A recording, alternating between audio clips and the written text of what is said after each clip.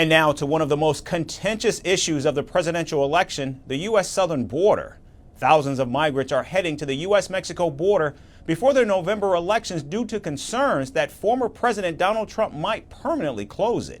The caravan of asylum seekers departed from Mexico's southern border and began traveling north after President Joe Biden declared that he would not seek re-election on Sunday. The migrants say they are afraid that if Donald Trump returns to the White House, he could carry out the largest deportation in American history, a claim the Republican has repeatedly made at election rallies. Our next report has all the details. The sun was just beginning to rise over Ciudad Hidalgo, casting a soft golden glow over the bustling crowd.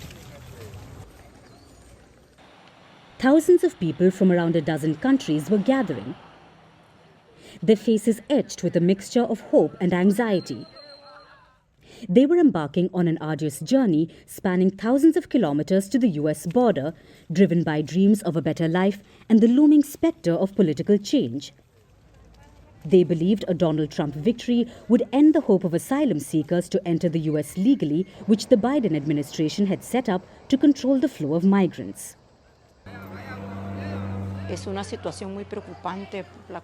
It is a very worrying situation that we are going through because we need to be there. We are worried that Donald Trump will discriminate against us, that he will close the border, and that he will eliminate CBP-1. We are opting for CBP-1, and we are here at the shelter waiting for the appointment. We are very worried here at the shelter. The whispers were everywhere. What will happen if Trump wins the upcoming election? The borders might slam shut, trapping everyone in limbo. With a determined glint in their eyes, migrants said they were not the invaders Trump had painted them to be. They were farmers, construction workers, teachers, all seeking safety and opportunity in a land they believed to be the beacon of hope. We all come for a dream, and we leave families at home. We come to try to find a way to fight for them. It's a lie. We have never robbed anyone. We just want to improve ourselves. The caravan set off. As they trudged along the dusty roads of Mexico, the group faced myriad challenges. The path had become increasingly treacherous, with Mexican authorities tightening controls in an effort to ease the pressure on the US-Mexico border. Former President Andrés Manuel López Obrador had been vocal about protecting migrants from the risky journey north. But for many, the risks of staying were far greater. The bad thing about Trump's first term in office was that he was very aggressive with the borders and with Mexico, but especially on the border. He said to build more walls, that we have a security problem, that a lot of drugs cross here, and that he wanted to return the industry back to the United States, especially with his speech, Make America Great Again. Make America Great Again.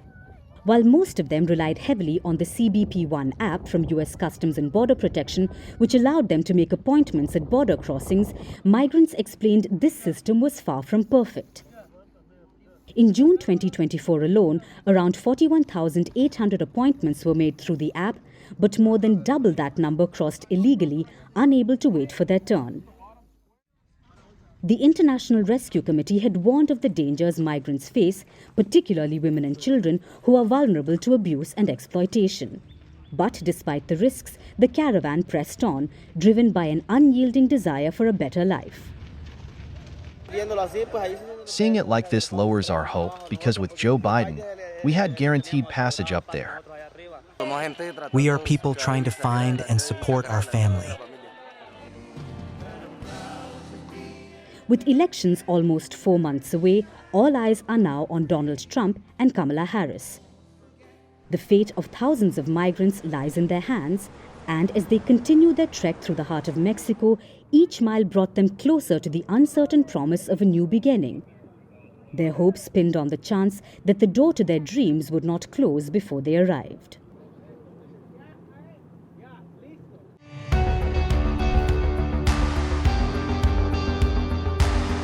Across continents, one powerful news source.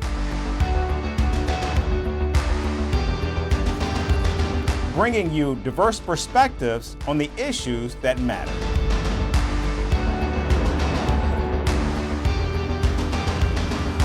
We go beyond the boundaries to give you that little extra about every sporting moment.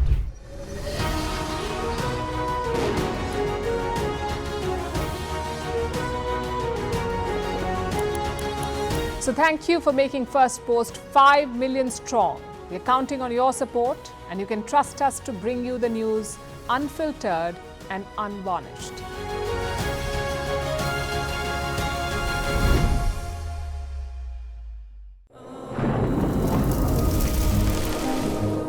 Climate change is on our doorstep. It's time for a revolution to take root.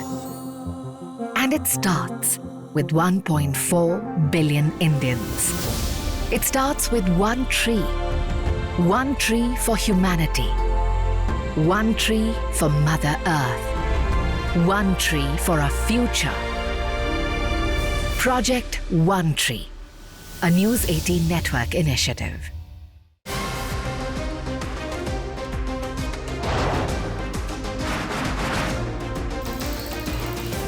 On the show today, the T20 World Cup bandwagon has moved across to the West Indies. What can you expect from this? Hello, I'm Alison Green, coming to you from Durban, South Africa. Today we have a special show. We'll start with a report on India's shifting nuclear posture. For the first time since India officially became a nuclear power. Hello and welcome to Firstpost America. I'm Aaron Ham, coming to you live from the nation's capital,